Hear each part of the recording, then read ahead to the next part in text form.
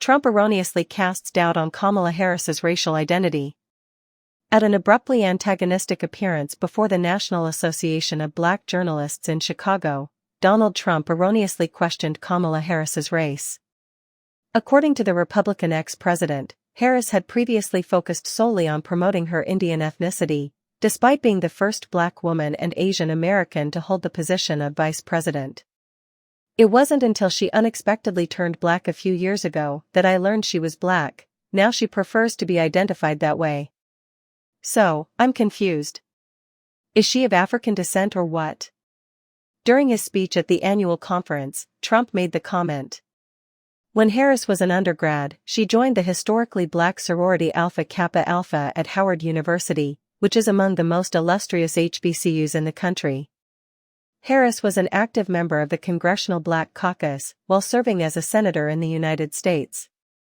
She backed bills that her fellow lawmakers introduced to improve voting rights and police practices.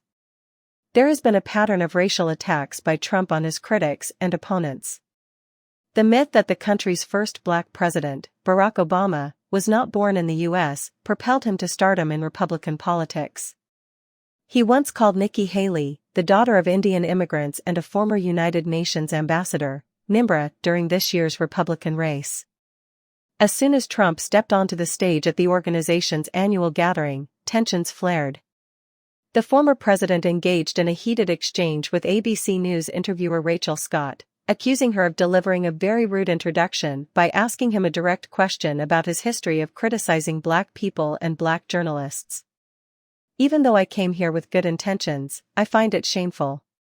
Trump made it clear that he has done a lot for the Black community, and that he loves the Black people of the United States. An internet outcry ensued from the heated internal dispute that the previous president's invitation to speak to the organization caused. At their summer conferences during election years, organizations for journalists of color often invite presidential contenders to speak. While Trump accepted NABJ's invitation, one prominent NABJ member resigned as convention co-chair. Some were worried that Trump would use the opportunity to spread disinformation or create the appearance that he had the support of the organization,